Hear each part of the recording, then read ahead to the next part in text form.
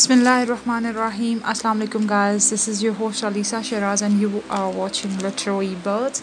Yes, I know that I'm uploading video after a short break. I think I didn't upload a video 6 days ago maybe or 1 week ago. Sorry.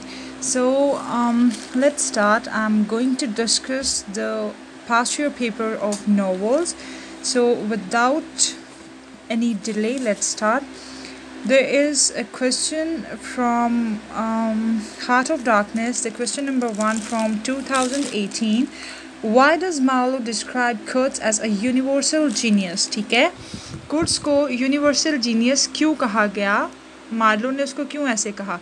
Let me clear that Kurtz was a remarkable person. He was a painter as well, he was a writer as well.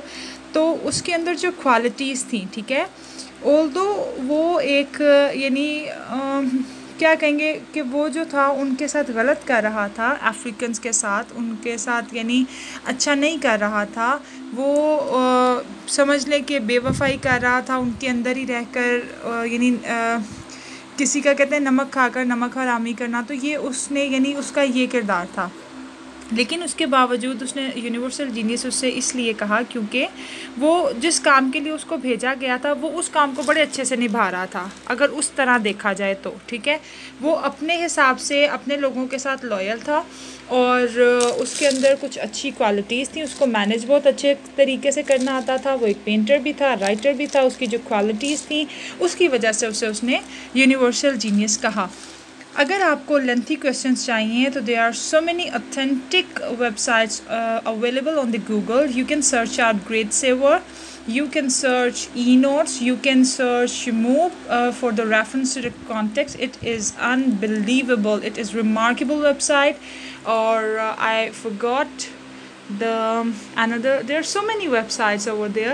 So just write the question if you are confused related to any topic, any question. So just write the question on Google and there will be so many websites available over there. Just click on that and go through the answer, okay? Then just add your material, just add that what are you watching for, what are you seeking for, just pick up that paragraph or that relevant lines and then add it to your answer. Okay, move on to the next question, which is how do the novels Things Fall Apart and Heart of Darkness differ in their portrayal of colonialism? अब हमने देखा कि heart of darkness और things fall apart, इन दोनों में हम लोगों को रेसिज्म, इम्पीरियलिज्म की थीम प्रोमिनेंट दिखाई देती है, ठीक है। और किस तरह यानी कॉलोनियलिज्म में ये जो थिंग्स फॉल अपार्ट है वो पोस्ट कॉलोनियल लिटरेचर से बिलोंग करता है, ठीक है, ये एक नोवेला है।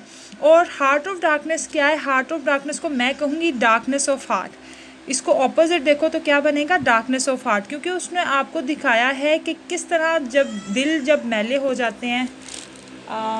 Ayesha is crying right now, sorry for the disturbance guys, so move on. ठीक है, मैं आपको बता रही थी हार्ट ऑफ डार्कनेस और थिंग्स फॉल अपार्ट के बारे में, ठीक है। Things fall apart post colonial literature से बिलोंग करता है और हार्ट ऑफ डार्कनेस कॉलोनियलिज्म से, ठीक हो गया। अब जिस तरह यानी हम लोगों ने इसमें देखा लैंग्वेज को उसने किस तरह पोर्ट्रे किया है थिंग्स फॉल अपार्ट में और कॉलोनियल लैंग्वेज को, ठीक है। फिर हमने देखा कि री राइटिंग हिस्ट्री, फिर देखते हैं हम लोग इसमें कि वो हिस्ट्री से बिलोंग करता है, और फिर नेशनहुड एंड विक्टोरियनाइजेशन ऑफ नेशनलिज्म, इसी तरह ये चीज़ें जो हैं हम लोगों को इसमें डिफ्रेंशिएट करने में मदद देती हैं। अब थर्ड पे आ गया है compare and contrast Mr and Mrs Ramsay, how are they alike and how are they different. आपको मिस्टर रैमसे का और मिसेस रैमसे का कैरेक्टर पढ़ना है, ठीक है। उसके अंदर मैं अब आपको कुछ चीज़ें, क्योंकि फिर वीडियो बहुत ज़्यादा लंबी हो जाती है, अगर हम एक एक क्वेश्चन को बहुत ज़्यादा एलाबोरेट करूँगी तो काफ़ी टाइम लग जाएगा। कुछ इंपॉर्टेंट पॉइंट्स आपको लिखवा देती हूँ। इसमें ये होगा कि देखिए मिस्टर रैमसे और मिसेस रैमसे में एक चीज़ क्वालिटी क्या है, दोनों रिस्पॉन्सिबल हैं। अब अगर आप इस तरह देखो वो अपने अपने कामों के लिहाज से दोनों बहुत रिस्पॉन्सिबल हैं। एक औरत की जो ज़िम्मेदारी है अपने घर को अच्छे तरीके से देखना, अपने बच्चों का ख्याल रखना, उसमें मिसेस रेमसे रिमार्केबल लेडी हैं, ठीक है। उनके अंदर बहुत ज़बरदस्त यानी जो उनकी खसूसियात हैं, जो उनका अच्छा किरदार है, वो बिल्कुल किसी से मैच नहीं करता, क्योंकि वो एक परफेक्ट लेडी के तौर पे पोर्ट्रे किया गया उनका कैरेक्टर। और मिस्टर रेमसे जो हैं वो थोड़े से क्रूअल नेचर के हैं, लेकिन वो अपने लिहाज से, अपने जो भी उनका काम है, जो भी उनकी पढ़ाई से रिलेटेड है, जो भी उनका सिलसिला है, उसके हिसाब से वो बहुत यानी रिस्पॉन्सिबल पर्सन है। वो उसमें बिल्कुल खोए रहते हैं। उनको भी अपने बच्चों का ख्याल है, ये ऐसा नहीं है कि उन्हें अपने बच्चों का ख्याल नहीं है, लेकिन उनका कैरेक्टर थोड़ा सा इसलिए डिफरेंट दिखाया गया है क्योंकि एक कुछ डिफरेंट पॉइंट ऑफ व्यू से एक मर्द और एक औरत में डिफरेंस होता है। वो औरत जो है अपने घर को और तरीके से संभालती है, मर्द जो है वो और तरीके से संभालता है, ठीक है। वो काम वगैरह तो नहीं करेगा घर के, लेकिन वो उन चीज़ों के ऊपर जो जिस तरह भी वो घर की जिम्मेदारी है, पैसे वगैरह का लेन देन वगैरह सब मिसेस रेमसे को तो वो अच्छे तरीके से करता है ना हर चीज़ को। और इसी तरह आपको इनके कैरेक्टर्स में से भी निकालना है, कंपेयर एंड कंट्रास्ट करना है अगर कोई चीज़ रह जाती है तो। Okay, now the fourth question, do you like Stephen think an artist is essentially separate from society, a portrait of an artist as a young man? अब किस तरह जो है आप कैसे कहते हो कि जो एक आर्टिस्ट है वो अपने आर्ट को लेकर एक सोसाइटी से बिल्कुल सेपरेट हो जाता है, उसको आप किस तरह देखते हो? इसको आपने इसमें एडजस्ट करना है। क्योंकि मैंने इसको कवर नहीं करवाया तो I am not able to tell you some important points related this question. So I think current notes में काफ़ी आप लोगों को इसके बारे में मिल जाएगी इन्फॉर्मेशन, तो you can gather from that. अब क्वेश्चन 5 है, why does Okonkwo hang himself? It is cowardly act or brave, weak or noble? आपने ओकोंकू का कैरेक्टर पढ़ा, ठीक है। हम लोगों ने देखा कि वो बड़ा बहादुर इंसान है और बड़ा अच्छा इंसान भी है।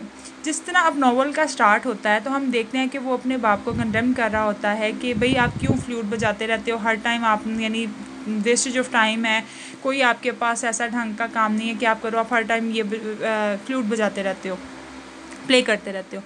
तो उसके बाद हम देखते हैं कि उसकी माँ जो है ओकोंकू को यानी उसको कहती है कि यानी तुमने ये अच्छा नहीं किया, बुरी बात है। उसको समझाती है कि तुम्हारे बाप की ये जो फ्लूट है, ये बांसुरी बजाना ही हमारे लिए लकी है। यानी उसकी माँ जो है अपने खामन को भी डांटती रहती है कि तुम्हारी वजह से, ये फ्लूट बजाने की वजह से ना यानी हम कोई तरक्की नहीं कर पाए, तुम इन्हीं फजूल कामों में फंसे रहते हो।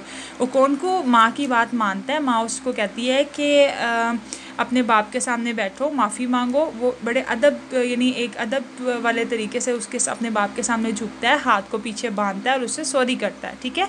ओकोंकू एक बड़ा प्यारा कैरेक्टर था, लेकिन उसने क्योंकि वो नहीं चाह रहा था, he was not able to accept the new status और new society in that particular area. वो बिल्कुल नहीं चाह रहा था, वो इम्पीरियलिज़म को बर्दाश्त नहीं कर पा रहा था। वो कैसे चाहता कि किस तरह यानी, क्योंकि देखो हमारा शिन्हुआ एचपी जो है वो बहुत ज़्यादा मोहब्बत करता था अपनी ट्रेडिशन से, अपने कल्चर से। तो वो नहीं चाहता था कि इस तरह हमारे लिटरेचर को बदनाम किया जाए, इस तरह हम लोगों की शक्ल दिखाई जाए, इस तरह हमारी सोसाइटी को पोर्ट्रे किया जाए कि यानी हमारे लोग जो हैं वो बिल्कुल सेविज पीपल हैं और उनको किसी चीज़ की तमीज़ नहीं है, वो स्कैटर्ड माइंड हैं, वो माइंडलेस हैं। यानी इस तरह वो नहीं चाहता था कि उनको पोर्ट्रे किया जाए। तो ओकोंकू का जो किरदार था, हमने यानी क्यों उसने ऐसा किया, इतने बहादुर होने के बावजूद उसने अपने आप को हैंग क्यों किया, ठीक है। दो तरह से आप इस चीज़ को देखो।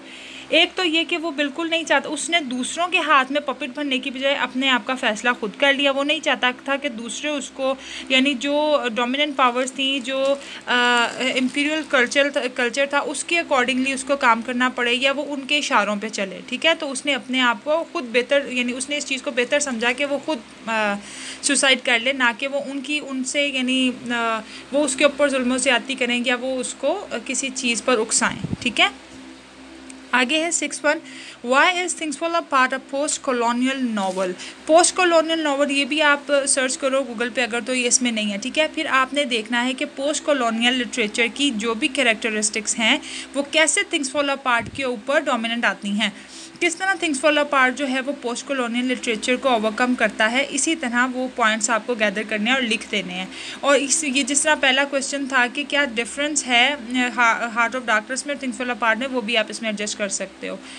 आगे है 7th पे, discuss some of the current symbols in twilight in Delhi. ठीक है, अब यहाँ से देखो स्टूडेंट्स क्या करते हैं, करंट सिंबल्स उन्होंने नहीं देखना, उन्होंने देखना है सिंबल्स पे बात हो रही है, ठकाठक जो भी है सिंबल्स के ऊपर डाल दिया उन्होंने, जितना भी इसके अंदर यानी सिंबल्स के ऊपर उन्होंने पढ़ा हुआ है वो सब डाल दिया। अब यहाँ वो आपसे उसने एक वर्ड ऐड किया है करंट सिंबल्स। ठीक है, आपने सिंबल्स तो बताने हैं लेकिन आपने साथ साथ करंट सिंबल्स भी बताने हैं कि क्या यानी क्या सिचुएशन ऐसी सेम है जो पहले भी थी और आज भी है। ठीक है, आज भी औरतों को बेशक काफ़ी बेहतरी आई है लेकिन आज भी कुछ प्रॉब्लम्स ऐसी हैं जो औरतों को वैसे ही फेस करनी पड़ रही हैं जैसा कि उस टाइम पे फेस करनी पड़ रही थी। ठीक है, और करंट सिंबल्स में आप देख लो कि तालीम का निज़ाम बेशक बहुत बेहतर हुआ है लेकिन फिर भी वही सिस्टम के अमीरों के लिए अमीरी और गरीबों के लिए गरीबी। आपको जो भी सूट करता है मास्टर्स लेवल के ऊपर एग्जामिनेशन में, आपको जो एग्जामिनर है कुछ इस तरह के ट्रिकी क्वेश्चन देता है, वो सिर्फ ये देखने के लिए कि आपका जहन बच्चों वाला है या थोड़ा सा इंटेलेक्चुअल पर्सन हो आप, यानी आप क्वेश्चन को समझ रहे हो। अब यहाँ से मैंने जब देखा कि करंट सिंबल लिखा हुआ है तो ऑब्वियसली वो आपसे कुछ ऐसे सिंबल्स पूछना चाह रहा है जो उस टाइम से आज तक भी रिलेट करते हैं, तो आपको को रिलेट करना है दोनों को और फिर आपको बताना है कि क्या क्या इसमें। ये नहीं है कि मैं आपको बताऊँ, ये आप खुद ऑब्जर्व करो कि क्या क्या ऐसे मसाइल हैं जो आपने ट्विलाइट इन दिल्ली में पढ़े और आज भी आपको वो कहीं ना कहीं नज़र आते हैं। ठीक है, ट्यूबरकुलोसिस से काफ़ी यानी जो टीबी का मर्ज था उससे कितने लोग मरे थे। ठीक है, और आज की अगर हम कंडीशन देखें, अगर ये क्वेश्चन आज आ जाता है तो कोविड-19 की सिचुएशन है। ठीक है, वही चीज़ें आ रही हैं, कितने लोग मरे हैं जिस तरह उस टाइम पे टीबी से मरे थे लोग, तो आप ये पॉइंट पे डिस्कस कर सकते हो। आपको सिर्फ कन्फाइंड नहीं रहना, आपको अपना पॉइंट ऑफ व्यू भी देना है कि यार करंट जो सिम्बल्स हैं वो वाकई आज भी हैं, उस टाइम पे टीबी था, इस now are this we are facing very very terrible disease which is कोविड-19। ठीक है, तो ट्यूबरकुलोसिस भी उस टाइम पे इसी तरह की खौफजदा बीमारी थी जिससे कहते हैं कि दिल्ली में उस टाइम पे कोई एक ऐसा घर नहीं था जहाँ कम से कम एक फौतगी ना हुई हो। तो ये सारी जो परेशानी है ये भी आप इसमें करंट सिंबल्स में डाल सकते हो। 12 मिनट हो गए हैं मुझे पहले ही पे। अब दूसरा है जी 2017। अच्छा जी, 2017 में फर्स्ट क्वेश्चन है, heart of darkness finally exposes the dark side of European imperialism. अब इसमें आपको ग्रेजुअली कवर करना है उन सब पॉइंट्स को जो जो आपने इसमें परेशानियां देखी हैं, यानी यूरोपियन इम्पीरियलिज्म जब लोगों पर डोमिनेंट आ रहा था, वो लोगों को सिविलाइज करने के लिए, यानी मुनाफिक लोग थे, वो कहते थे कि हम आपको सिविलाइज करने आ रहे हैं। असल में उनका काम क्या था, they just wanted to manipulate the innocent minds of Africans. Okay, उनको सिर्फ नीड किस चीज़ की थी, आइवरी की, उनको बिजनेस, उनको ट्रेड करना था, उनको ये सारी जो थी यानी चालाकियाँ, उन्होंने उसको नाम दिया था सिविलाइजेशन का। यानी उनको लोगों को तहजीब सिखाने के चक्कर में उन्होंने सारी आइवरी वहाँ से इकट्ठी की, कितना नुकसान पहुँचाया, लोगों के ऊपर डोमिनेंट रहे अपना प्रिविलेज रखने के लिए, कितना उन लोगों ने जुल्म ज़्यादती की लोगों के साथ। मेरे एक टीचर हैं वो बताते हैं कि तीन तरह से उन्होंने उनको काबू में किया। सबसे पहले उन्होंने पैसे से, यानी एक पैसा, एक मज़हब, और दूसरा उनको यानी ज़ोर से। जो पैसे से मान गया ठीक है, जो पैसे से नहीं माना, जो मज़हब से उनको, क्योंकि क्रिश्चियनिटी वहाँ डोमिनेंट आ रही थी, जब लोगों ने देखा, जब लोग क्रिश्चियनिटी से एडमायर हुए, उन्होंने उसको अडॉप्ट करना शुरू कर दिया, तो उनको किसी चीज़ की ज़रूरत ही नहीं पड़ी, वो साथ ही उनके जुड़ गए। जो क्रिश्चियनिटी को अडॉप्ट नहीं करते थे वो उन्हें पैसे से ख़रीद लेते थे। ठीक है, जो पैसे से नहीं ख़रीदे जाते थे वो उन्हें डरा धमका के ख़रीद लेते थे, डरा धमका के अपना काम पूरा कर लेते थे। ठीक है, तो ये हो गया। और यानी इसमें आपने सारी वो भी क्रूअलिटी और ब्रूटलिटी, एट्रॉसिटी जितनी भी प्रैक्टिस की गई है हार्ट ऑफ डार्कनेस में, जिस तरह हमने देखा कि वो स्टिक्स के ऊपर उनका स्केलेटन, यानी उनका जो है स्कल है, वो यानी लटकाई होती हैं उसने बाहर, सिर्फ एक हॉरर क्रिएट करने के लिए, लोगों को डराने के लिए। ये सारे जितने भी एलिमेंट्स हैं आपको डिस्कस करने हैं। Question number 2, who is the hero of the novel Heart of Darkness? Does the hero holds out grace? तो ऑब्वियसली मार्लो है हमारा हीरो। आपको साथ साथ आपको बिल्कुल एकदम से मार्लो पे डिस्कशन नहीं शुरू कर देनी, आपको थोड़ा थोड़ा कुट्स का कैरेक्टर भी साथ साथ बताना है, और फिर आपने ये बताना है कि किस तरह मार्लो जो है वो हम लोगों की अटेंशन गैदर करता है, किस तरह वो एक बेहतरीन इंसान है। उसने यानी अगर वो चाहता, मार्लो की सबसे खूबसूरत बात मुझे ये लगी, अगर वो चाहता तो वो कुट्स की रियलिटी बता सकता था, लेकिन उसके जो लास्ट वर्ड थे हॉरर, उसने उनकी रियलिटी नहीं बताई, क्योंकि उसने भी ये चीज़ ऑब्जर्व कर डाली कि शायद कोर्स जो था वो गिल्टी था और उसे उस सब चीज़ों पे यानी गिल्टी फील हो रहा था। जब एक इंसान मरने लगता है ना, जब उसको दुनिया से उसका नाता टूट रहा होता है, तो उसको फिर सारी जो सच्चाइयाँ जो जिनसे वो भाग रहा होता है वो सारी फिर उसके सामने ऐसे खड़ी हो जाती हैं एक इंसान के रूप में। तो थोड़ा सा मैं शायराना हो जाती हूँ या अपना कुछ बोलने लग पड़ती हूँ। तो नेक्स्ट जो हमारा क्वेश्चन है वो है, To the Lighthouse is a novel about passion of expressing love without taking head of social pretension. Give example. अब टू द लाइट हाउस में हमने देखा वर्जीनिया वुल्फ। अब जो मिसेस रैम्से का कैरेक्टर है, ठीक है, मिसेस रैम्से का जो कैरेक्टर है वो वर्जीनिया वुल्फ ने अपनी माँ के कैरेक्टर की तरह सोच के लिखा है। वर्जीनिया वुल्फ की जो बहन है उन्होंने कहा कि मैंने जब मिसेस रैम्से का कैरेक्टर पढ़ा तो मुझे बिल्कुल ऐसे ही लगा जैसे हमारी माँ है, ठीक है। तो इसमें जब कोई राइटर बहुत ज़्यादा किसी चीज़ के साथ इन्वॉल्व होकर कोई कैरेक्टर लिखता है ना, तो उसमें हम लोगों को सच्चाई की झलक नज़र आती है। तो उसमें किस तरह हम लोगों ने देखा कि यानी लव को एक्सपीरियंस किस तरह किया गया, किस तरह एक्सप्रेशन दिए गए लव के without taking head of social pretension. तो इसका तो यानी सोशल प्रिटेंशन का मतलब बनेगा मुआशरती दबाव, ठीक है, उर्दू में। लेकिन ये हम लोगों को देखना है कि किस तरह इन सब चीज़ों से बालातर होकर लव को किस तरह एक्सप्रेस किया जाता है, किस तरह प्यार मोहब्बत की बातें की जाती हैं। जिस तरह वो लिली ब्रिस्को को भी अपना लिली ब्रिस्को को भी समझाती है किस तरह वो उसके यानी उसका खामन जो है मिसेस रैम्से का, बेशक वो थोड़ा सा क्रूवल नेचर का है, लेकिन इसके बावजूद किस तरह वो उसके उसकी कटिंग करती है, बच्चों के साथ कितना प्यार से पेश आती है, किस तरह जो है जो मिस्टर रैम्से वो भी मिसेस रैम्से को कितनी मोहब्बत करता है और किस तरह उसके साथ पेश आता है। जब उनकी माँ मर जाती है बच्चों की, वो किस तरह माँ को याद करते हैं, मिस्टर रैम्से जो है वो अपनी बीवी को याद करता है।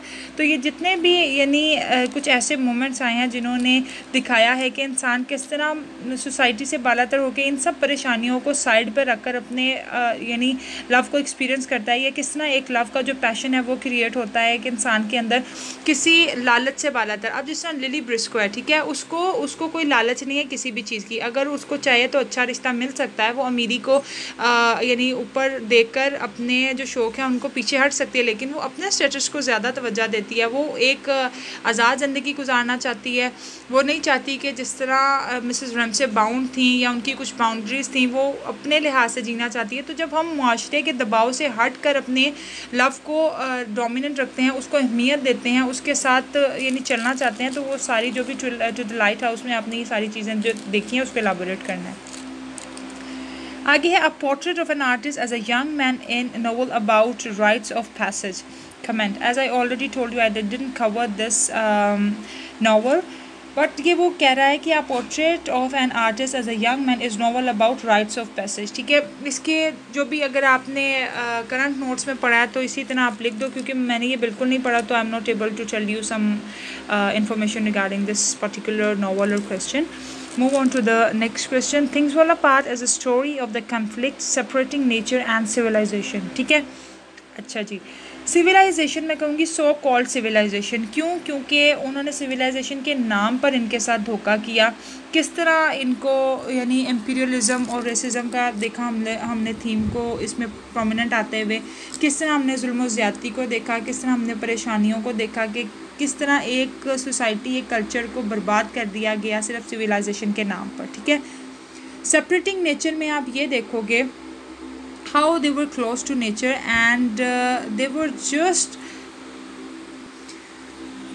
just like innocent people, ठीक है। वो उनको सेवेज पीपल कहा गया, उनको बुरा कहा गया, उनको ये कहा गया कि वो माइंडलेस हैं, स्कैटर्ड माइंडेड हैं, उनके पास कोई ऐसी यानी तालीम नहीं है, वो हर लिहाज से बुरे लोग हैं और जाहिल लोग हैं। इसके बावजूद उनकी अपनी सोसाइटी तो थी ना, उनका अपना कल्चर तो था ना, उनकी अपनी ट्रेडिशन नॉर्म्स तो थी ना, वो अपनी ज़िंदगी बहुत अच्छे तरीके से बसर कर रहे थे, किसी को तकलीफ़ तो नहीं दे रहे थे, अपना कमा रहे थे, अपना खा रहे थे, अपने तरीके से जी रहे थे। यही चिन्नू वाजपेयी ने हमें बताने की कोशिश की है कि कोई भी सोसाइटी ऐसी नहीं होती कि उसको तहजीब नहीं है या उसका यानी कोई भी सिस्टम अच्छा नहीं है।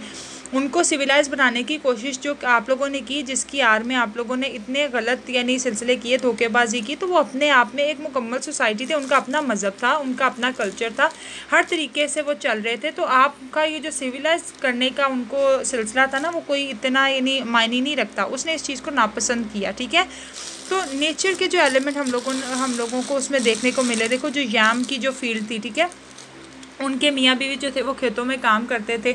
इसी तरह उनको नेचर से दूर करके उनको जो भी यानी उनके सिलसिले थे, जो भी उनकी जिस तरह खाना पकाना या लोगों को दावतें देना या जिस तरह बड़े बड़े लोगों का इकट्ठे होना, जो भी उनका कल्चर था, उस सब चीज़ों को साइड पे करके एक उनको सिविलाइज बना दिया गया, यानी उनकी आंखों पर पट्टी बांध दी गई।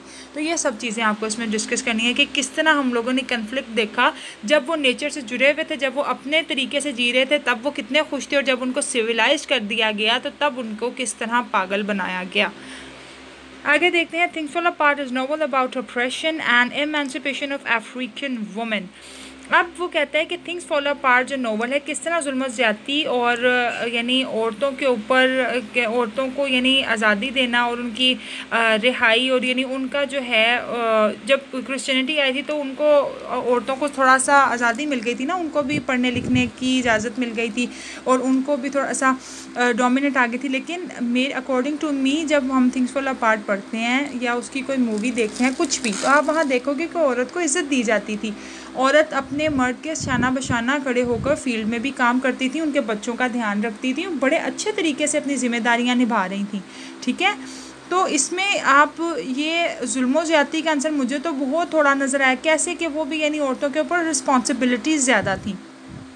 तो औरत और मर्द में यही तो फ़र्क है, औरत को अपना घर संभालना होता है, उसके ऊपर ऑब्वियसली रिस्पॉन्सिबिलिटीज़ ज़्यादा होती हैं, क्योंकि उसने अपने घर को भी देखना है, उसने अपने बच्चों को भी देखना है। और वो औरतें तो बेहद, मैं कहती हूँ, बहुत ही अच्छी औरतें होती हैं जो इन सब जिम्मेदारियों के साथ साथ अपने खामन का भी हाथ बटाती हैं, कुछ इस तरह का यानी कुछ भी करके जो भी उनसे किया जाता है तो वो डबल काम करती हैं, सिर्फ अपने बच्चों, अपने घर और अपने खामन के लिए। तो इसमें मुझे यानी जो थोड़ा बहुत तो हर सोसाइटी में ही हम देखते हैं कि कुछ इस तरह के एलिमेंट मिल जाते हैं, लेकिन अगर आपको इस पर डिस्कशन करनी पड़े तो साथ साथ आप अपने अच्छे एलिमेंट भी बताओ कि आप लोगों ने ये सब देखा है। तो क्योंकि क्रिश्चियनिटी के बाद उनको ज़रा थोड़ी ज़्यादा इजाज़त मिल गई थी, क्योंकि कुछ डिवोटेड क्रिश्चियन हो गए थे, तो उसके बाद उनको स्कूल जाने की परमिशन मिल गई थी, तालीम हासिल करने की, और यानी उनका भी थोड़ा जब औरत पढ़ती है तो ऑब्वियसली वो उसका थोड़ा चेंज हो जाता है सिलसिला, वो भी नए नए कामों में इंटरेस्ट लेने लगती है और जॉब्स वगैरह के सिलसिले इस तरह। ठीक है, अब 7 पे आ जाता है। Twilight in Delhi anticipates anxieties of relationship between nostalgic native and potent invader. अब यही वो आ जाता है कि इम्पीरियलिज्म का जो कॉन्सेप्ट था वो, और मीर निहाल नॉस्टैल्जिक हो जाता था, वो अपनी पुरानी बातें करता था। वो जो चीज़ें हैं यानी इन दोनों की इन टेंशन, ये जो दोनों टेंशन्स डिस्क्राइब की गई हैं ट्विलाइट इन दिल्ली में, यानी इन दोनों को आपको साथ रखना है कि किस तरह पुराना टाइम था और जो नया टाइम था उसके दरमियान में असल में ये सारी बात है। नॉस्टैल्जिक नेटिव मीर निहाल जिस तरह वो पुरानी बातें करता था, और किस तरह जो नया यानी जो हमारा ये था उसका बेटा, उसके साथ यानी जो उसका कन्फ्लिक्ट दिखाया गया कि उन दोनों की जो बातें थी वो मैच नहीं करती थी। ठीक है, वो उनसे बहुत ज़्यादा इंस्पायर्ड था आने वाले नए कल्चर से, और वो पुराने को छोड़ना नहीं चाहता था। तो ये सारी चीज़ें आपको इसमें एलैबोरेट करनी है। आगे आ जाता है 2016 का 2016 का है जी इन हार्ट ऑफ डार्कनेस। मैं अभी जल्दी कोशिश करती हूँ ख़त्म करने की, क्योंकि वीडियो फिर लंबी हो जाएगी। In heart of darkness every time there is a shift between this narrator and Marlow who narrates most of the story, to what extent Conrad uses this technique। आपको पता है कि इसमें नरेटिव टेक्निक जो है बड़े ज़बरदस्त तरीके से यूज़ की गई है। कब एकदम से स्टोरी ऐसे लगता है जैसे मार्लो सुना रहा है, कब ऐसे लगता है जैसे कॉनरेड सुना रहा है। तो आपको इसके ऊपर भी एक अच्छा सा क्वेश्चन जो है वो अगर तो करंट नोट्स में मिल जाता है तो ज़बरदस्त है, अगर नहीं मिलता तो आप इसको सर्च कर सकते हो ये अपने गूगल पे। ठीक है, मार्लो ने वैसे ज़्यादा जो स्टोरी है उसको नरेट किया है। आगे क्वेश्चन 2 में हम देखते हैं what adverse effect colonization has on the European colonizers depict in the heart of darkness। ठीक है, क्या मनफी असरात हम लोगों ने देखे colonization के has on the European colonizers depict in Heart of Darkness।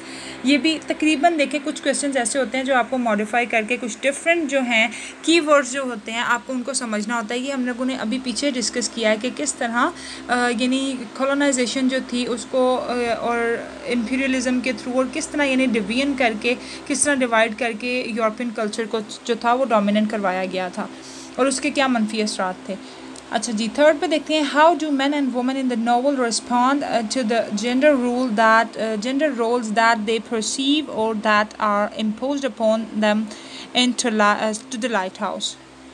अच्छा जी, टू द लाइट हाउस में हमने देखा कि किस तरह जो जेंडर रोल हैं क्या नावल जो है वो किस तरह रिस्पॉन्ड करता है, क्या हम परसीव करते हैं, क्या वो इम्पोज किए गए हैं हमारे ऊपर या हम लोग यानी उससे कुछ ना कुछ सीखते हैं। जिस तरह अब मर्दों का किरदार दिखाया गया उसमें, ठीक है, मर्दों को औरतों के ऊपर डोमिनेंट दिखाया गया है क्योंकि वर्जीनिया वुल्फ ने अपनी माँ का किरदार इसी तरह निभाया। तो उसने अपने बाप को देखा जिस तरह बाप जो हैं जो मर्द हैं औरतों के ऊपर डोमिनेंट होते हैं और उनके ऊपर यानी कुछ अगर अच्छे तरीके से आप देखें तो एक औरत को मर्द की ज़रूरत होती है, ठीक है, वो उसकी रिस्पॉन्सिबिलिटी होती है। अगर एक औरत चाहे तो मर्द को बड़े अच्छे तरीके से हैंडल कर सकती है और अपनी ज़िंदगी को और उसकी ज़िंदगी को बेहद खूबसूरत बना सकती है।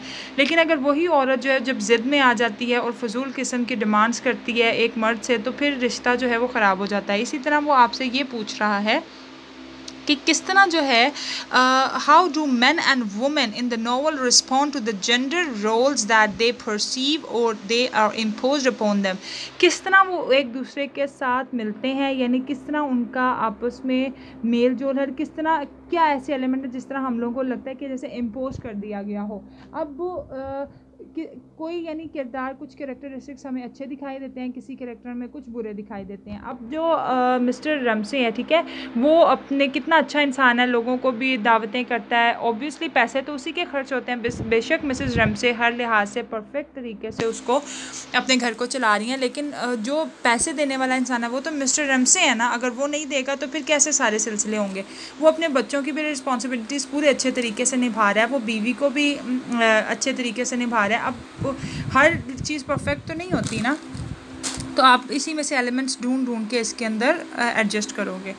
आगे आ जाता है Stephen must strike out as an independent spirit true to the inner promptings of his artist instinct comment James Joyce. अब जेम्स जॉयस का ये जो है ये भी स्ट्रीम ऑफ कॉन्शियसनेस पे तकरीबन था।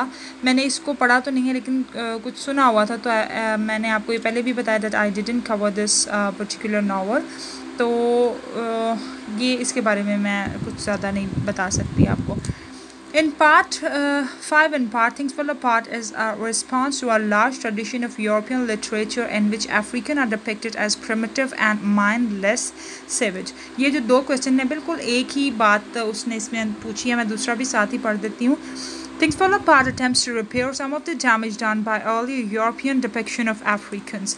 अच्छा जी, अब अफ्रीकन्स का यानी जो भी यूरोपियन लिटरेचर था उसमें उन्हें as a savage, as a brutal, ignorant, mindless और यानी इस तरह के उनको इस तरह पोर्ट्रे किया जा रहा था जैसे वो जाहिल तरीन लोग हैं। अफ्रीकन्स में कुछ लोग अभी भी ऐसे हैं जो बहुत ब्रूटल किस्म के हैं, कहते हैं जो इंसानों का भी शिकार करते हैं।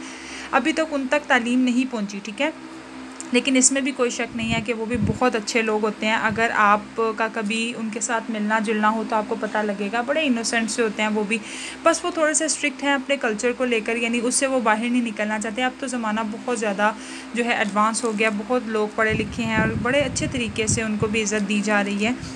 लेकिन वो कहते हैं कि यानी शिनुआ एचपी जो थे उनको बड़ा ज़्यादा इस चीज़ का दुख था और तकलीफ़ थी कि जिस तरह यूरोपियन कल्चर उनके कल्चर को, अफ्रीकन कल्चर को, अफ्रीकन पीपल को यानी किस तरह वो उसको उनका गलत जो उनकी शक्ल दिखा रहे हैं, जिस तरह उनको गलत तरीके से पोर्ट्रे किया जा रहा है, वो उसका बड़ा नुकसान पड़ा था उनके लिटरेचर पे। इसीलिए उन्होंने थिंग्स फॉल अपार्ट के ज़रिए दिखाया कि वो भी अपने अंदर यानी उनकी जो सोसाइटी जो थी वो रिच कल्चर उनके अंदर था, वो हर लिहाज से परफेक्ट लोग थे। वो बेशक उनको इस तरह का बुरा समझा जा रहा था लेकिन वो अपने लिहाज से तो ठीक थे ना, वो किसी को तकलीफ़ तो नहीं दे रहे थे। क्यों उनके अंदर यानी ये तो ऐसे ही है जैसे आप किसी के अंदर स्पेशली उनके घर जाके उन्हें जलील करके आओ और फजूल उनके ऊपर आप बैठ जाओ कि भाई नहीं आपको तो हमने सिविलाइज़ करके छोड़ना है, ये सिलसिले। ठीक है। इन दोनों में यही दिखाया गया कि किस तरह आप लोगों को यही बताना है, साथ साथ आपको अपने जहन में हार्ट ऑफ डार्कनेस का भी रखना है कि किस तरह जो थे उनके ऊपर इम्पोज किया गया ये सब चीज़ों को। लेकिन वो जो थे वो अपने अंदर बड़े अच्छे यानी लोग थे, बेशक वो पढ़े लिखे नहीं थे, इतने इतने यानी एजुकेटेड नहीं थे, इलिटरेट थे, लेकिन अपने लिहाज से वो अपने कल्चर को बड़े अच्छे तरीके से निभा रहे थे। उनका एक परफेक्ट उनकी सोसाइटी थी।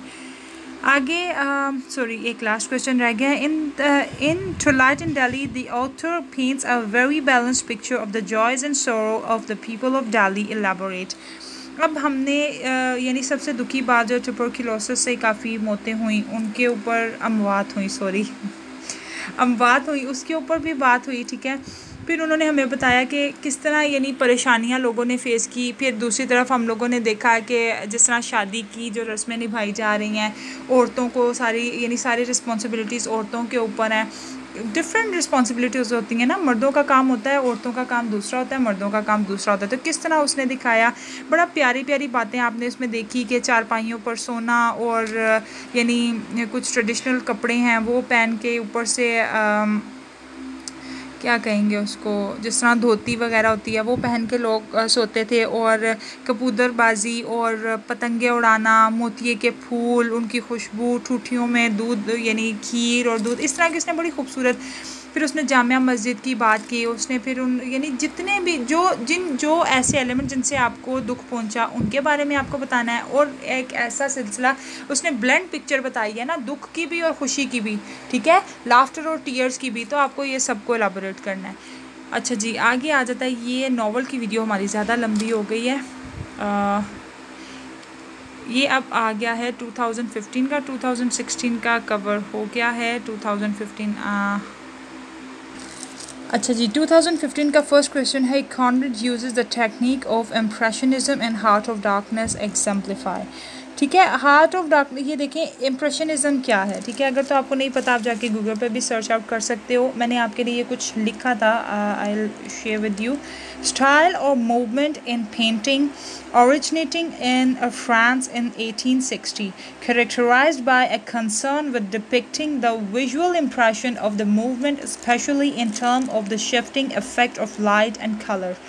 ये सबसे पहले इम्प्रेशनिज़म कहाँ आया? पेंटिंग में। क्या मकसद था इसका मकसद सिर्फ ये था कि आपको इतनी खूबसूरत पेंटिंग दिखाई जाए कि आप उसको विजुअलाइज कर सको, आप उसको अपने जहन में बिल्कुल सोच सको। इसी चीज़ को लिटरेचर में कैसे लाया गया कि जब आप पढ़ो, जिस तरह हम लोग पढ़ते हैं वो देखते हैं कि हार्ट ऑफ डार्कनेस में कॉनरेड ने जब बताया कि कुर्ट्स ने अपने बाहर यानी अपनी जो उसका सेंटर था उसके बाहर उसने स्टिक्स के ऊपर स्कल लटकाए हुए थे। ठीक है, यानी वो आपके माइंड में इतना हॉरर क्रिएट करते हैं, you will be able to visualise the same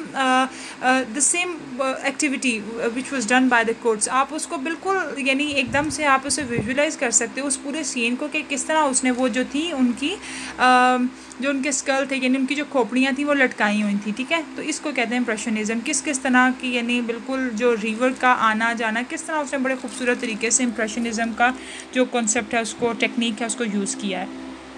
ठीक है, और ये मैं पूरा पढ़ देती हूँ। A literary or artistic style that seeks to capture a feeling or experience rather than to achieve accurate depiction. ठीक है, किस तरह जो है आपको वो, चाहे वो लिटरेरी तौर पे यूज़ किया जा रहा हो, यानी चाहे वो लिटरेचर के थ्रू, चाहे वो आपको पेंटिंग के थ्रू दिखाया जाए, तो इम्प्रेशनिज्म वो है जो आपको विजुअलाइज करने पे मजबूर कर दे, यानी इतना ज़्यादा आपको इन्वॉल्व कर दे कि आप बिल्कुल उसमें खो से जाओ। आगे the second one is also related to heart of darkness. Heart of darkness is about the horrors of west civilisation comment. अब इसमें ये भी क्वेश्चन पहले आया, ठीक है, कि क्या ब्रुटलिटी और एट्रॉसिटी को प्रैक्टिस किया गया वेस्टर्न सिविलाइजेशन के थ्रू, यानी एक तहजीब सिखाने के चक्कर में जो बड़े जुल्म ज़्यादती और जुल्म सितम किए गए उस सब को आपको एलाबोरेट कर देना, यानी कोर्ट्स ने क्या क्या उनके साथ जुल्म ज़्यादतियाँ की। What is the nature of the relationship between Mr. Ramsay and Lily Briscoe into the lighthouse? अब मिसेस रैमसे और लिली ब्रिस्को का क्या ताल्लुक था आपस में? ठीक है, लिली ब्रिस्को जो थी वो उसकी दोस्त थी, लेकिन इसके कुछ इंसान ऐसे होते हैं जिनका हमारे साथ दिल का रिश्ता होता है। ठीक है, मिसेस रैमसे जो थी वो लिली ब्रिस्को के लिए एक आइडियल वुमन थी, यानी लिली ब्रिस्को उसको इतना एडमायर करती थी कि मिसेस रैमसे जैसी औरत दुनिया में कोई नहीं है जिसने हर रिश्ते को, हर दोस्ती का, यानी उसने अपने खामन को, अपने बच्चों को, अपने फैमिली फ्रेंड्स को, उसने हर एक के साथ, यहाँ तक कि कोई अनजान भी है तो तब वो भी, उससे भी वो कितने प्यार से बात करती थी। यानी हर रिश्तों को निभाना मिसेस रमसे से बेहतर कोई नहीं जानता था। तो लिली ब्रिस्को जब वहाँ होती है, वो देखती है कि उसकी पेंटिंग, यानी वो कहती है कि मेरी अटेंशन कहाँ है, मैं वो बना नहीं पा रही जो मैं बनाना चाह रही हूँ। तो वो रियलाइज़ करती है कि उसकी इंस्पिरेशन तो मिसेस रमसे हैं, वो मिसेस रमसे के इर्द गिर्द ही घूम रही है, लेकिन उसको पता नहीं चल रहा होता। फिर जब वो उसको इस चीज़ की समझ आ जाती है कि मेरी तो सारी जो तवज्जो का मरकज़ है वो मिसेस रमसे हैं, फिर उसको रियलाइज़ होता है कि नहीं, उसको मिसेस रमसे की ही पेंटिंग बनानी चाहिए। ठीक है, कुछ इस तरह के हमारे अंदर भी कुछ ऐसे हिडन फीलिंग्स होती हैं जिनको हम भी नहीं समझ पाते। जब हम बहुत ज़्यादा गौर करते हैं तो फिर हम लोगों को पता लगता है कि असल में हमारा अपना दिल क्या चाह रहा है। तो ये लिली ब्रिस्को का और मिसेस रमसे का कुछ रिलेशनशिप ऐसा ही था जो देखने में तो नज़र आता था, लेकिन उसके दिल में जो मिसेस रमसे के लिए अहमियत थी वो उससे भी कहीं बढ़ के थी। अच्छा जी, आगे है a portrait of the artist as a young man is one of the earlier examples in English literature of the novel that makes extensive use of stream of consciousness. ठीक है, टू द लाइट हाउस और James Joyce का ये जो portrait of a young portrait of a young man, तो इससे related ये stream of consciousness से क्वेश्चन है। अगर मैंने, क्योंकि ये कवर नहीं करवाया, अगर आपने कवर किया है तो आप स्ट्रीम ऑफ कॉन्शियसनेस के अकॉर्डिंगली इसको सॉल्व करोगे। आगे है फिफ्थ पे, why did Achebe choose to take this title of his novel things fall apart from William Butler's Yeats poem the second coming. अच्छा, सेकंड कमिंग जब मैंने देखा इस पोएम के बारे में, तो ये जीसस क्राइस्ट का, यानी इसके ये इस तरह है कि जीसस क्राइस्ट दोबारा आएंगे, यानी जो भी उनका क्रिश्चियन मिथोलॉजी के अकॉर्डिंगली जब अगर हम देखते हैं तो वो कहते हैं कि सेकंड कमिंग किसकी है, ये जीसस क्राइस्ट की है। ठीक है, शराजा बिखर चुका है बिल्कुल, यानी जो दुनिया है वहाँ हर तरह से यानी ख़राब हो चुकी है, गंदगी फैल चुकी है, लोगों के जो कैरेक्टर्स हैं वो लूज़ हो चुके हैं, लोग किसी भी तरह यानी अच्छे तरीके से मज़हब से दूर हो गए हैं और बुराइयों में फंस गए हैं। अब सेकंड कमिंग जब होगी तो दोबारा से जीसस क्राइस्ट आएंगे, उन सब चीज़ों को फिर से बेहतर बनाया जाएगा। तो उन्होंने यानी ये जो थी चीज़ शराजा बिखर जाना, यानी जिस तरह अब उन्होंने यानी शिनुआ एचपी ने इसको किस एस्पेक्ट से लिया, उन्होंने जब ये कुछ 3 वर्ड पढ़े तो उन्होंने अपने हिसाब से, उनको ऐसे लगा कि जिस तरह इस दुनिया का शराजा बिखर गया ना, जिस तरह लोग बर्बाद हो गए हैं, यानी क्रिश्चियनिटी जो है वो डोमिनेंट आ गई है, और यानी उन्होंने अपने हिसाब से सोचा ना, क्योंकि वो अपने कल्चर को प्रमोट करना चाहते थे। तो उन्होंने देखा कि हमारा कल्चर जो है उसका भी शराजा बिखर चुका है, हमारा मज़हब जो है दूसरे मज़हब के साथ रिप्लेस कर दिया गया है, हमारी नॉर्म्स और कल्चर जो हैं उनको बर्बाद कर दिया गया और दूसरे सिविलाइज करने के चक्कर में हम लोगों को यानी हमारे साथ ज़्यादती कर रहे हैं। तो यानी शराजा बिखर जाना इसका मकसद है, जिसको उन्होंने अपने पॉइंट ऑफ व्यू से डिस्कस किया। इसका ये इसके साथ इसका अगर आप थोड़ा बहुत लिंक करते हो तो ये बिल्कुल पोइम अगर आप पढ़ते हो, छोटी सी पोइम है, आप जाके पढ़ सकते हो गूगल के ऊपर, सेकंड कमिंग। ठीक है, W.B. यीट्स की। तो इसमें जो इसका बैकग्राउंड है वो यही है, जीसस क्राइस्ट का दोबारा आना होगा और फिर वो बेहतर बनाएंगे इन सब चीज़ों को। अच्छा जी, what is the role of women in things fall apart. Things fall apart में औरतों का क्या किरदार है, औरतों का बहुत ज़बरदस्त किरदार है। उनको यानी वो अपने बच्चियों को स्पेशल तरबियत देती हैं, उनको खाना वगैरह पकाना सिखाती हैं, उनको एक बेस्ट लेडी बनाने के लिए पूरी मेहनत करती हैं, उनको घर गृहस्थी सिखाती हैं, उन्हें सिखाती हैं कि किस तरह मर्दों के साथ डील किया जाता है, किस तरह उनकी रिस्पेक्ट की जाती है। मुझे बड़ा प्यारा वो सीन लगता है कि जब ओकुनको की माँ जो है उसको, ओकुनको जब यानी स्टार्ट होता है नोवेल, तो हम देखते हैं कि वो अपने बाप को कंडेम कर रहा होता है बांसुरी बजाते हुए कि यानी उसके ना बजाया करो, तुम्हारी इस बांसुरी ने हम लोगों के ऊपर यानी ये फजूल तुम काम करते रहते हो। और यानी उसको होता है कि मुझे समझ नहीं आती कि मैं जो हूँ तुम्हारा ही बेटा हूँ, तो ये वो। तो फिर उसकी माँ जो होती है उसको समझाती है कि तुम्हें अपने बाप से माफ़ी मांगनी चाहिए, तो वो फ़ौरन झुक के अपनी माँ से, अपने बाप से माफ़ी मांगता है। तो यानी एक औरत की रिस्पेक्ट ही है ना, अपनी माँ की बात मानता है और फ़ौरन जो जैसे वो कहती है वो करता है। तो औरत का किरदार बड़ा खूबसूरत दिखाया गया। फिर हम देखते हैं इसके अंदर कि वो जो जब वो अपनी बीवी को मारता है, तो इसी तरह उनकी गॉडेस जो है वो एक औरत ही होती है, मुझे उसका नाम अभी नहीं याद आ रहा, आप उसे सर्च आउट कर सकते हो, तो शायद वो करंट नोट्स में भी नाम आया हो। तो वो भी यानी उसको कंडेम करती है कि तुमने मारा है, अब तुम्हारे साथ कोई बदशुगनी होगी, कुछ इसी तरह का। ठीक है, इसका बहुत ही ज़बरदस्त क्वेश्चन है गूगल पे, आप वहाँ just write over there the role of women and things fall apart, then you will be able to you will be able to select one or two. There are so many answers over there, ठीक है। तो आप वहाँ से कोई भी एक या दो पिक करके तो अपना ये क्वेश्चन सॉर्ट आउट कर सकते हो। The moralizing of the defeated is a powerful motion scheme in Twilight in Delhi comment। अच्छा जी, इसमें हम लोग देखते हैं कि वो बात कर रहा है the moralising of the defeated is a powerful emotional scheme in twilight in Delhi. हम देखते हैं मीर निहाल का किरदार कि किस तरह वो पहले जो था क्या उसके ऊपर यानी कितना वो डोमिनेंट था अपनी फैमिली के ऊपर और कितना पावरफुल कैरेक्टर था, लेकिन ग्रेजुअली हम लोग देखते हैं कि वो वीक होता जाता है। जब वो पैरालाइज हो जाता है तो किस तरह वो यानी फिर वो बर्दाश्त करने लग पड़ता सब चीज़ को, वो हार मान लेता है, ठीक है। तो जब इख्तिताम होता है तो हम देखते हैं कि वो भी बेचारा जिस चीज़ को वो यानी इम्पोज करना चाह रहा था अपने बच्चों के ऊपर, वो उस चीज़ को हार मान के चुप कर जाता है। तो किस तरह सारी सिचुएशंस जो हैं वो आहिस्ता आहिस्ता आकर उसी जगह पर खड़ी हो जाती हैं जहाँ से बहस शुरू होती है, ठीक है। तो ये एक यानी इसको आपको मॉडिफाई करना है अपने क्वेश्चन के अकॉर्डिंगली, जिस तरह भी आपका क्वेश्चन दिया जाए उस सिचुएशन को आपको उस लिहाज से जो है यानी मॉडिफाई करके एडजस्ट करना है।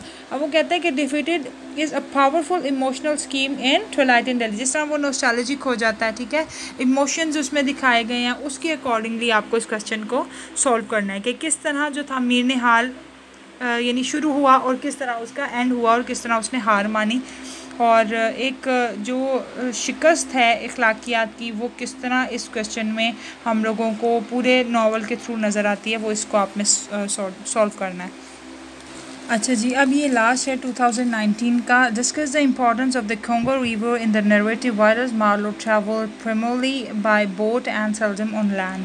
अब देखो कि Congo river works as a bridge between life and death, और you may say happy to sad and real to fake.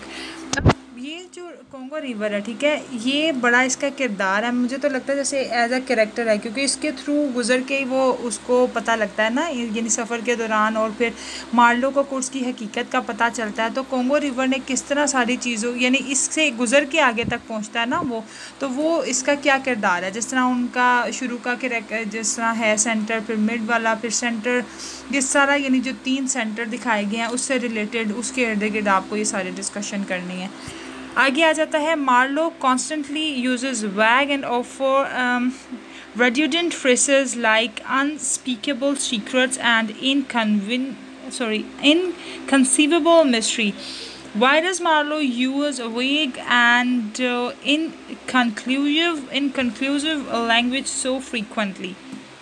अब मार्लो जो है वो क्यों इस तरह की लैंग्वेज यूज़ करता है, क्योंकि उसको सीक्रेट्स का पता है, ठीक है, उसको इन सब चीज़ों का पता लग चुका है। अब वो हिडन लैंग्वेज यूज़ कर रहा है, यानी वो कुछ इस तरह होती है ना जो बातें इशारों से समझा दी जाती हैं, या इस तरह के वर्ड यूज़ किए जाते हैं, इस तरह की वर्डिंग यूज़ की जाती है कि बात अगले को समझ भी आ जाए और यानी टेंशन भी ना हो, कुछ इस तरह, यानी इस तरह की जो है वो लैंग्वेज सिर्फ इस वजह से यूज़ करता है ताकि वो, क्योंकि वो कॉनरेड का माउथ पीस है मार्लो, ठीक है। तो जिस तरह कॉनरेड जो है अपनी बात लोगों को समझाना चाह रहा है through the character of Marlow, तो इसीलिए वो इस तरह के वर्ड जो है यूज़ करता है, ढकी छुपी बात करता है ताकि वो अपना मैसेज भी कन्वे कर दे और दूसरों को पता भी ना चले। आगे आ जाता है how does the narrative style in to the lighthouse strengthen and weaken human connections. अब टू द लाइट हाउस में हमने देखा स्ट्रीम ऑफ कॉन्शियसनेस पे वो बेस्ड है। कभी हमारी अटेंशन एकदम वो लूज़ कर देता है, कभी एकदम हमारी अटेंशन को गैदर कर लेता है, एकदम हम लोगों को लगता है कि बस अब कुछ भी नहीं है, ये क्या से क्या हो गया, एकदम से 10 साल का वक्फा गुजर गया, ठीक है।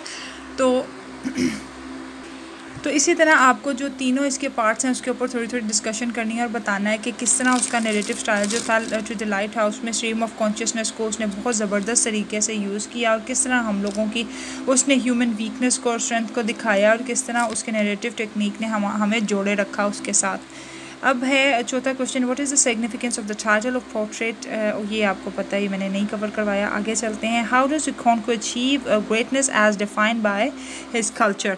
उनके कल्चर में आपको पता है कि मर्द डोमिनेंट था, ताकतवर आदमी यानी मर्द को ताकतवर होना चाहिए, उसको सब लोगों के ऊपर डोमिनेंट होना चाहिए, वो एक सरबरा होता है और कोई भी फ़ैसला उससे पूछे बगैर नहीं किया जाता, वही फ़ैसले करता है, वो करेगा हाँ तो हाँ होगी, वो करेगा ना तो ना होगी। और किस तरह वो एक पावरफुल था, किस तरह यानी उसकी बॉडी थी और वो एक बहादुर इंसान था, उसने काफ़ी इनामात जीते हुए थे और वो बड़ा यानी बॉडी बिल्डर बंदा था, बड़ा ताकतवर था। ये सारी चीज़ें आपको दिखानी है, इसमें उसका कैरेक्टर आ जाएगा, ठीक है।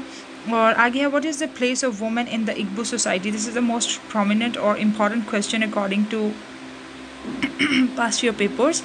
हमने अभी देखा पीछे कि उसने आपको वुमेन का रोल पूछा, थिंग्स फॉल अपार्ट का क्या कह रहा है, उसने कहा इग्बो सोसाइटी। आपको पता है इग्बो सोसाइटी पर ही चिन्नू वाजपेयी ने बात की क्योंकि वो खुद भी इग्बो सोसाइटी से रिलेट करते थे, ठीक है।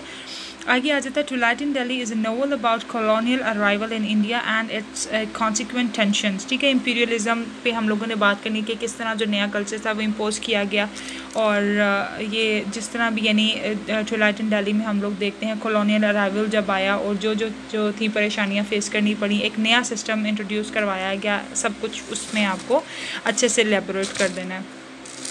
वीडियो काफ़ी लंबी हो गई है गाइस, नोवेल की वीडियो 45 मिनट्स तक जा पहुंची है। इंशाल्लाह नेक्स्ट वीडियो मेरी पूरी कोशिश है कि मैं 5 ईयर ओल्ड पेपर आप लोगों के क्रिटिसिज्म के भी ख़त्म करवा दूं और शॉर्ट स्टोरीज़ के भी ख़त्म करवा दूं। तो इंशाल्लाह नेक्स्ट वीडियो में हम लोग क्रिटिसिज्म को डिस्कस करेंगे and then the last video will be regarding short stories इंशाल्लाह। उसके बाद कुछ इंपॉर्टेंट टॉपिक्स हैं जैसे कि लैंग्वेज का है जो कि वेटिंग फॉर गॉडट में यूज़ किया, वो बहुत दफ़ा आया है 3 से 4 बार, तो उसको इंशाल्लाह कवर करेंगे। और भी जो भी important questions हुए, I'll try my level best to share it with you through my videos. So thank you for watching and stay tuned.